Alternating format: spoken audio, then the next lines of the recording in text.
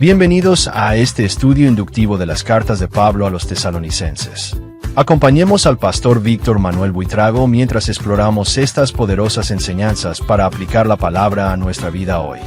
Bendito Padre Celestial, te doy gracias porque estudiar tu palabra, guiados por tu Espíritu Santo, es la mejor experiencia que podemos tener. Y gracias porque es tu Espíritu quien nos guía, es tu Espíritu quien nos lleva de la mano para entender tus verdades. Te ruego en el precioso nombre de Jesús que en este momento tú guíes nuestra vida hacia esas verdades que están aquí en tu palabra. Te ruego que esta lección de Tesalonicenses nos ayude a nuestro crecimiento espiritual, pero sobre todo a amarte más a ti y a glorificarte más a ti. Gracias, Señor. Bendice a cada uno de los que están escuchando, viendo esta lección. En el nombre de Cristo Jesús. Amén. Amén.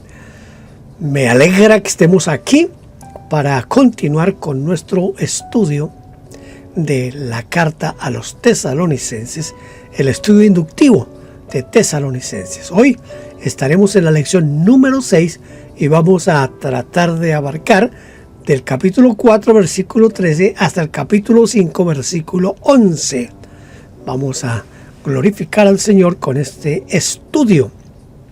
Así que voy a iniciar con una pequeña lectura. Déjenme quitar una pequeña lectura aquí de los primeros versículos de Tesalonicenses.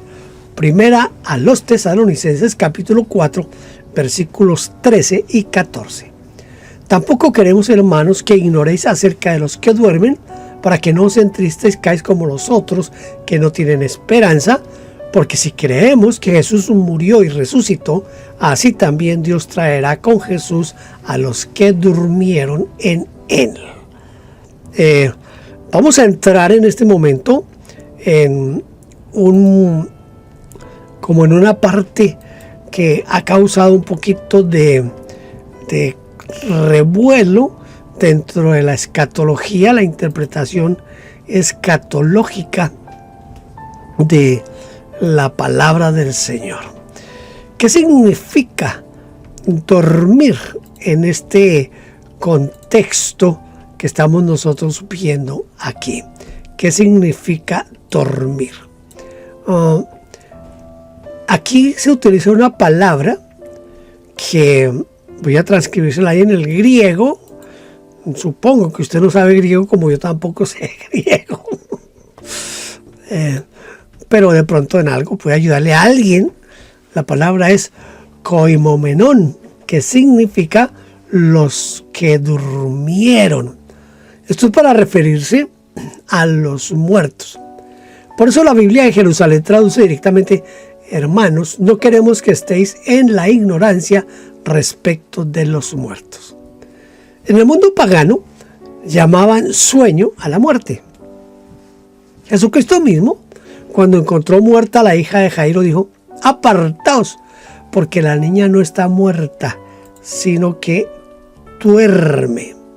Entonces, además, cuando usted lee en el Antiguo Testamento, cuando se habla de ciertos personajes, especialmente por ejemplo el libro de los Reyes, va a encontrar que cuando moría cada rey decía: y durmió con sus padres, o durmió, sí, generalmente con sus padres, para mostrar lo que es referente a la muerte. Y cuando el Señor habló de Lázaro, que ya había muerto, dijo: nuestro amigo Lázaro duerme, mas voy para despertarlo. Y como los discípulos pensaban que estaba durmiendo, Jesús les dijo claramente: Lázaro ha muerto. Esto dice Juan 11:11. Más adelante, cuando Esteban fue apedreado por la multitud, Lucas relata su muerte utilizando el mismo término. Y habiendo dicho esto, durmió. Imagínense, a pedradas y durmió. Se refiere a la muerte, desde luego. Y el apóstol Pablo se refirió muchas veces a la muerte como dormir. Por ejemplo, allá en primera a los Corintios 11:30 dice: por lo cual hay muchos enfermos y debilitados entre vosotros, y muchos duermen. ¿Qué quiere decir la frase? Porque si creemos que Jesús murió y resucitó, así también traerá Dios con Jesús a los que durmieron en él. Si traducimos literalmente este versículo, lo veríamos de la siguiente manera: así también Dios traerá mediante Jesús a los que durmieron o murieron con él. Significa que lo mismo que ocurrió con él, quien al morir fue resucitado y ascendió al cielo por Dios, ocurrirá con todos los que murieron con Jesús. Es decir, creyendo en él, Dios mediante Jesús los resucitará y llevará al cielo, como llevó al cielo a su Hijo Jesucristo. Muy bien, vamos ahora a leer en el capítulo 4, que es donde estamos en este momento. Vamos a leer los versículos 15 al 18. Por lo cual decimos esto en palabra del Señor, que nosotros que vivimos, que habremos quedado hasta la venida del Señor, no precederemos a los que durmieron, porque el Señor mismo, con voz de mando, con voz de arcángel y con trompeta de Dios, descenderá del cielo, y los muertos en Cristo resucitarán primero. Luego nosotros, los que vivimos, los que hayamos quedado, seremos arrebatados juntamente con ellos en las nubes para recibir al Señor en el aire, y así estaremos siempre con el Señor. Por tanto, alentaos los unos a los otros con estas palabras.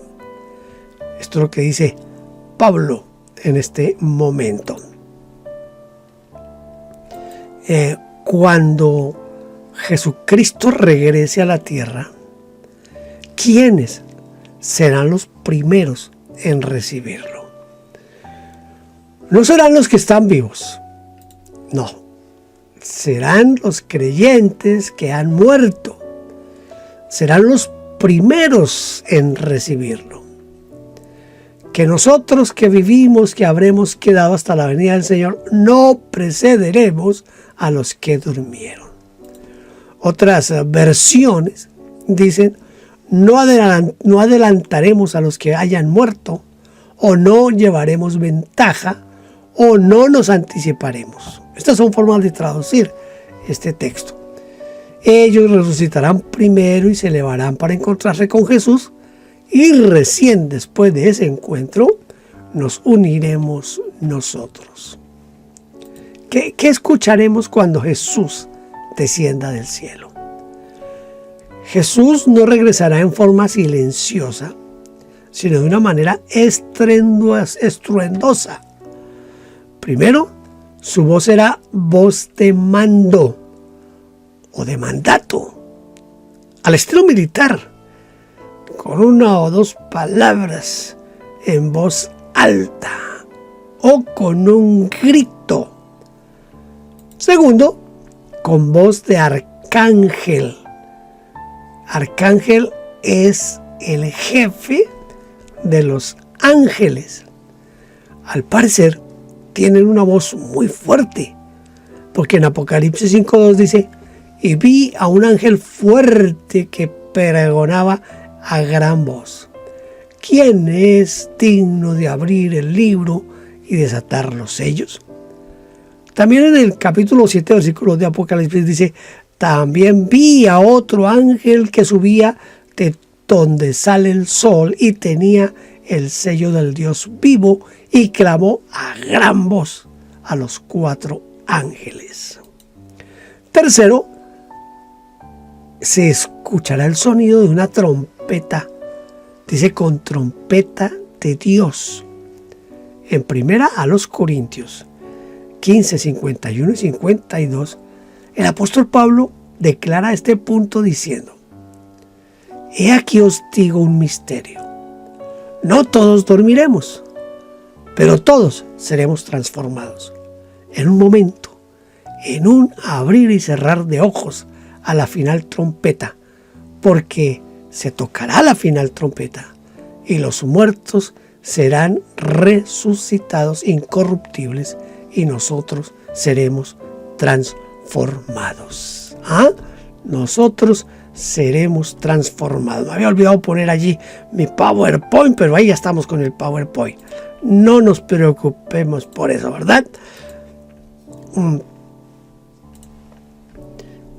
En un abrir y cerrar de ojos, porque se tocará la trompeta y los muertos serán resucitados incorruptibles y nosotros seremos transformados. Entonces, ¿en qué tendremos nosotros? ¿En qué lugar? ¿Cómo va a ser eso? De ese encuentro nuestro con el Señor Jesucristo. El encuentro con el Señor Jesucristo será en la atmósfera, ahí donde están las nubes. Seremos arrebatados juntamente con ellos en las nubes para recibir al Señor en el aire. Los resucitados subirán primero y detrás de ellos todos los transformados por el poder de Dios. Déjeme, yo quiero hacer aquí como una especie de aclaración, será, yo no sé cómo llamar esto. Dice que sonará una trompeta.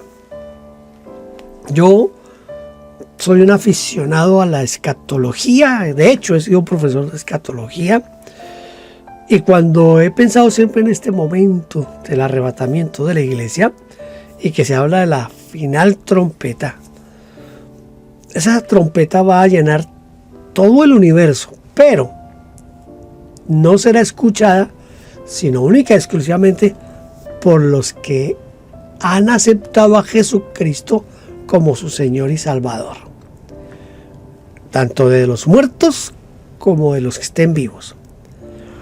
Yo no sé si usted ha observado, y la verdad no sé si todavía se usa, pero en un tiempo la policía tenía unos perros que estaban entrenados y el policía usaba lo que nosotros llamamos un silbato. Entonces cuando el policía quería llamar al perro, el policía tomaba el silbato, lo ponía en su boca y soplaba. Aparentemente no había ningún sonido, porque el oído humano no lo percibía, pero el perro venía ante el silbato del policía. Yo creo que tiene que ver algo con los decibeles. Supongo que estaba mucho más abajo de los decibeles que capte nuestro oído, pero para el oído animal sí era captable el sonido del silbato. Yo siempre he ilustrado que cuando suene la final trompeta, que va a sonar en todo el universo, los únicos que tendrán la capacidad de escuchar esa final trompeta serán todos aquellos que han aceptado a Jesucristo como su Señor y Salvador. Sea que estén en la tumba o sea que estemos vivos, digo estemos vivos porque yo no sé si Cristo pudiera venir en este preciso momento, entonces sería yo transformado y me levantaría a encontrarme con el Señor en las nubes después de que los muertos se hayan levantado. Ahora, también creo que ese levantamiento de los muertos es un evento que no va a haber mucha distancia entre la resurrección de los muertos y la transformación de los vivos. Sí estará ese orden. Primero los muertos en Cristo resucitarán y después nosotros seremos transformados. Pero todo eso sucederá en un abrir y cerrar de ojos. ¿Usted ha visto alguna vez carreras de Fórmula 1? Cuando llegan dos autos, o en el ciclismo, o en el atletismo, en casi todos los deportes, tienen que utilizar un asunto que llamaban en un tiempo el photo finish. Es decir, que se podía dirimir quién ganó solamente por una fotografía. A veces eran milésimas, millonésimas de segundo la diferencia, pero había uno que era primero y uno que era segundo. Así va a ser cuando Cristo haga sonar la final trompeta. Los muertos resucitan y nosotros seremos transformados. Es interesante esto y es bien, me gusta a veces tratar como de imaginarme cómo es que van a suceder estos eventos. Primera a Tesalonicenses capítulo 5 versículos 1 al 3. Pero acerca de los tiempos y de las ocasiones, no tenéis necesidad, hermanos, de que os escriba, porque vosotros sabéis perfectamente que el día del Señor vendrá así como ladrón en la noche, que cuando digan paz y seguridad, entonces vendrá sobre ellos destrucción repentina, como los dolores a la mujer encinta, y no escaparán. Aquí vienen otros aspectos bien interesantes de esta epístola paulina de los tesalonicenses.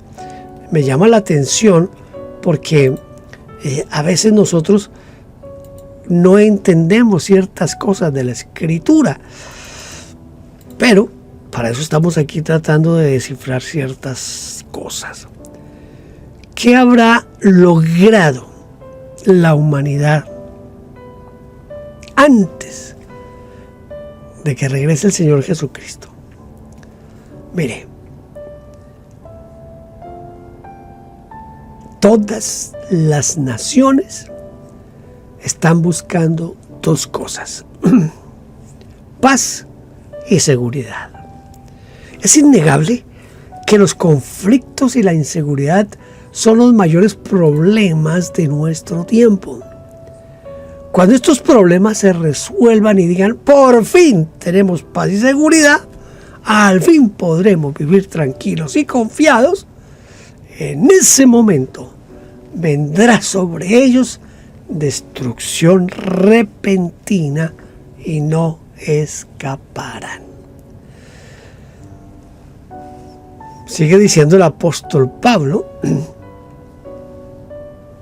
aquí en el capítulo 5, versículos 4 al 8, entonces el apóstol nos dice de la siguiente manera: mas vosotros, hermanos, no estáis en tinieblas, para que aquel día os sorprenda como ladrón, porque todos vosotros sois hijos de luz e hijos del día.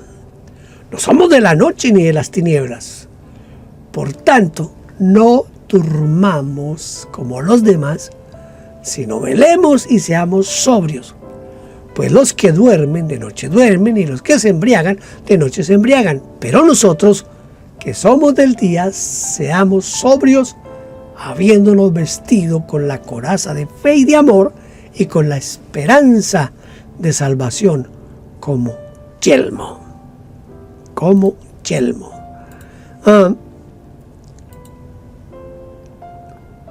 ¿Qué podremos empezar a decir de esta parte? Mire, ¿será que pueden llegar a ser sorprendidos los creyentes con la venida de Cristo? Y si fuera así, ¿por qué razón? ¿Qué quiso decir con que somos hijos de luz e hijos del día? Mire, es evidente que los creyentes no serán sorprendidos con la venida de Cristo. Mas vosotros, hermanos, no estáis en tinieblas para que aquel día os sorprenda como ladrón. Al menos no tiene por qué sorprendernos, porque somos hijos de luz e hijos del día. La noche y las tinieblas representan al pecado, representan la ignorancia y especialmente representan ese total alejamiento de Dios, porque Dios es luz. Por eso cada creyente que vive en Dios vive en la luz. No está en la luz de manera circunstancial, es decir, en ciertos momentos o cuando va a la iglesia, sino que es en esencia y su naturaleza está la luz de Dios. Sois hijos de luz. Los cristianos que nacieron de nuevo fueron engendrados por Dios y hechos participantes de la naturaleza divina. Esto dice 2 de Pedro 1:4. Aquí se da otro significado a la palabra dormir. ¿Cuál es ese significado? En este versículo se emplea otro verbo cuando dice no durmamos como los demás. Y aquí ya no se refiere a la muerte, sino al sueño. Se utiliza la palabra kaseudomen, que significa sueño, acostarse para dormir. Según Francisco La Cueva, tal vez usted ha leído libros de Francisco La Cueva. Según Francisco La Cueva, esta palabra indica un estado de indolencia o indiferencia espiritual. Por lo tanto, cuando Pablo escribió no durmamos como los demás, quiso decir que no seamos inconscientes, indiferentes o insensibles como los demás que no nacieron de Dios. ¿Qué significa sobriedad? Porque nos exhorta a que seamos sobrios. Sobriedad significa moderación, templanza, especialmente en lo que es comer y beber.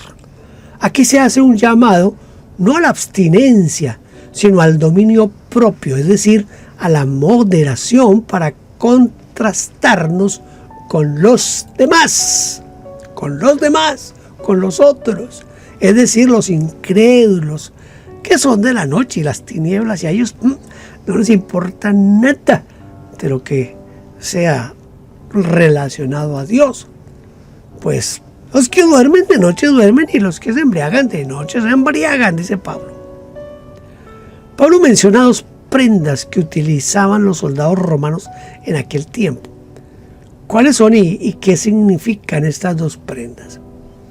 A diferencia de la armadura del soldado que aparece en Efesios 6, esto para hacer frente a las acechanzas del diablo, esta es una vestimenta para la sobriedad, es decir, para estar despiertos.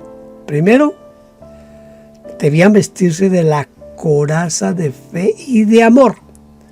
Es decir, debían proteger su pecho con la fe y el amor. La fe para orar, para emprender cosas, para mover montañas.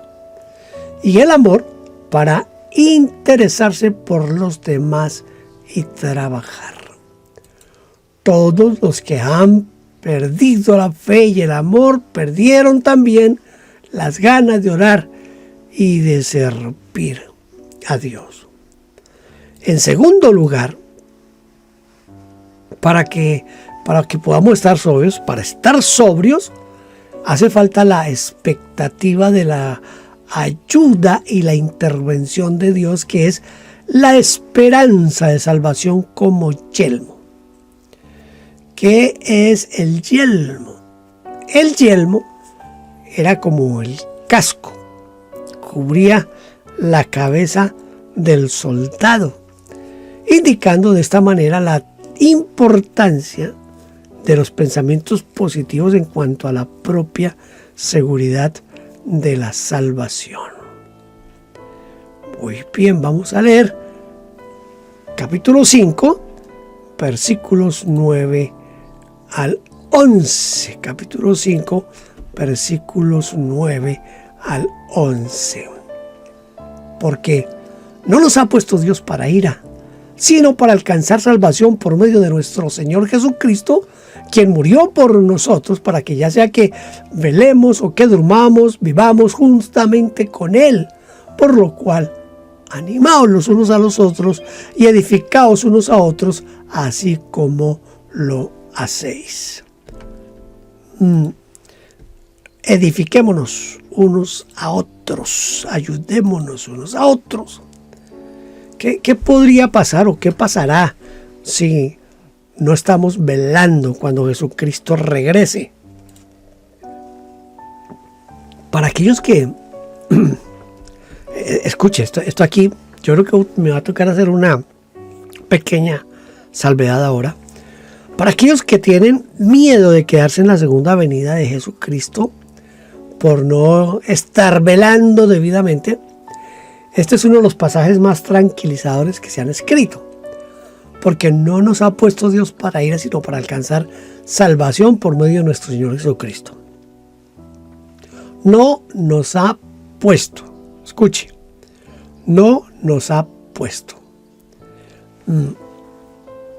Pensemos un momento en esto. Ese no nos ha puesto no nos ha destinado Dios para la ira, ¿sí?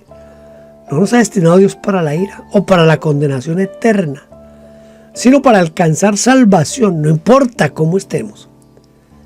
Porque Pablo dice, ya sea que velemos o que durmamos, estemos indiferentes.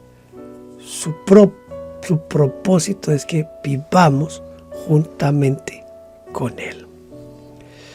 Porque les digo que aquí hay que hacer como una especie de aclaración a este aspecto. Note lo siguiente. En este capítulo, el término dormir hay que cogerlo con pinzas. Algunos dicen que cuando dice aquí Pablo, ya sea que velemos o que durmamos, no se está refiriendo a la indiferencia, al sueño de estar en ese tiempo del reposo, del descanso, o a esa indiferencia que tenemos a veces en las cosas espirituales, sino que algunos dicen que ese ya sea que velemos o que durmamos, está hablando, sea que estemos vivos o que estemos muertos, físicamente muertos, no espiritualmente, dice, sea que velemos o que durmamos, dice, es que el Señor nos va a levantar.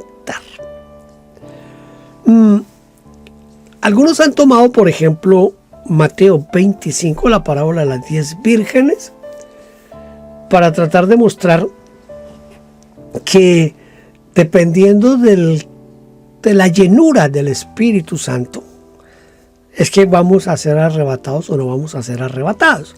Toman la parábola de las 10 vírgenes porque 5 tenían aceite suficiente y 5 no tenían aceite, y que el aceite es símbolo del Espíritu Santo, lo cual indica que 5 vírgenes estaban llenas del Espíritu Santo, mientras que las otras 5 estaban ahí ya su nivel estaba a punto de acabarse.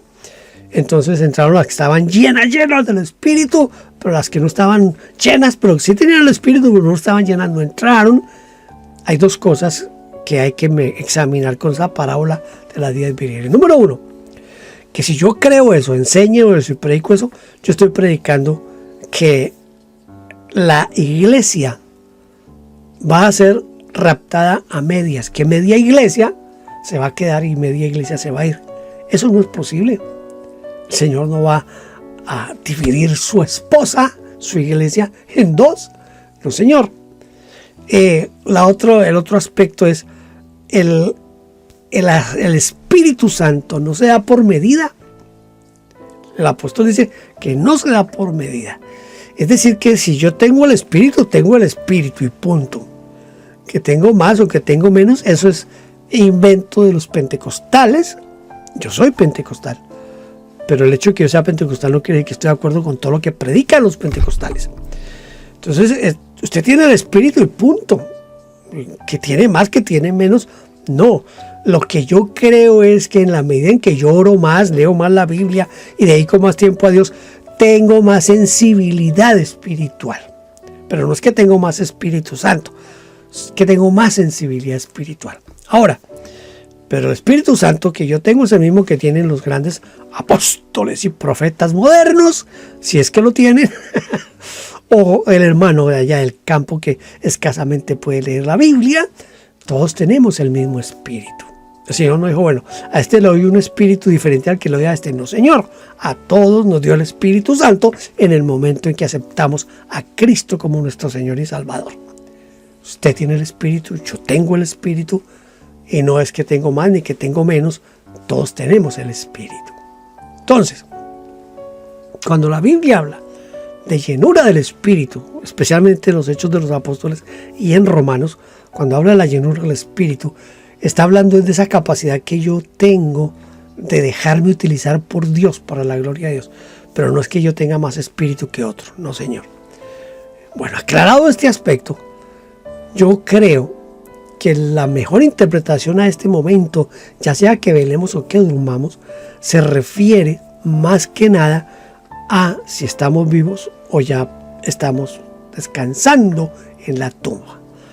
Aunque no es descabellado pensar en que no importa si estoy medio adormecido espiritualmente, en el sentido de esos momentos que todos tenemos de no querer orar, de no querer ir a la iglesia, de no querer leer la Biblia, de no querer evangelizar, de no aportar para misiones.